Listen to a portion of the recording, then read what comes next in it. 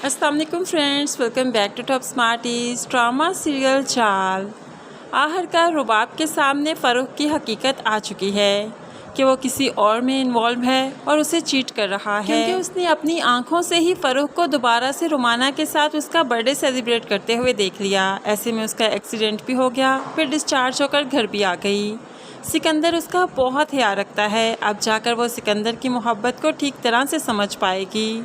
सिकंदर उसके आंसू साफ करते हुए कहने लगा, रोया मत करो, क्यों रोती हो? तुम जानती हो ना तुम्हारे पापा तुमसे कितनी मोहब्बत करते हैं। तुम्हारे आंसू नहीं देख पाएंगे और मैं भी नहीं।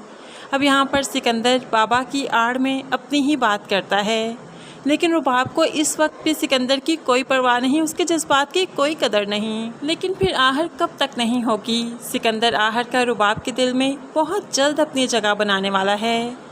दूसरी तरफ सिकंदर सुबह उठकर तैयार होकर जब ऑफिस जाने लगा तो सास बेगम सुबह सुबह ही टपक आई और आते ही कहने लगी, सारी रात परेशान रही रुबाब की वजह से, और सिकंदर बेटा तुम्हारी वजह से भी। मैं जानती हूँ रुबाब बीमारी में बहुत चिड़चिड़ी सी हो जाती है, बहुत तंग करती है, इसलिए मैं आई हूँ यहाँ पर ताकि उसे संभाल सकूँ।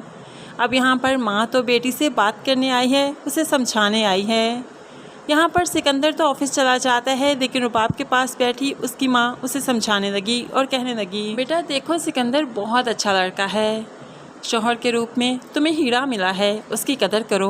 फ़ारूक का तो असल चेहरा तुम देख चुकी हो ना। तो रुबाब भी माँ से कहने लगी, नहीं अब तो उस पर एतबार नहीं कर सकती, यहाँ तक कि किसी मर्द पर एतबार नहीं कर सकती। दुनिया का हर मर्द मेरे लिए बेएतबार हो चुका है। जब फ़ारूक मुझे धोखा दे सकता है तो कोई भी दे सकता है।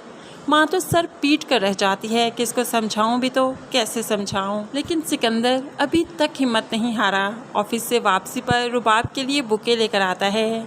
फिर रुबाब को जो वॉशरूम जाना था तो उसका सहारा बनता है, उसे हिम्मत देता है और उसको हाथों से पकड़ते हुए वॉशरूम तक भी छोड़कर आता है।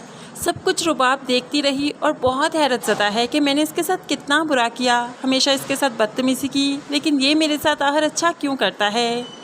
रुबाब क्या जाने कि सिकंदर तो टूट कर उसे चाहता है, बहुत मोहब्बत करता है और रुबाब को बहुत जल्द सिकंदर की कदर हो जाएगी। लेकिन फिर कदर भी क्या होगी कि फ़ारूक जो कि रुमाना से धोखा खा चुका होगा, उसकी असलियत जान चुका होगा, तो वो भी फिर रुबाब के पीछे पड़ जाएगा, उसे ब्लैकमेल करेगा और फिर इस तरह से उसे पैसा हथियाएगा।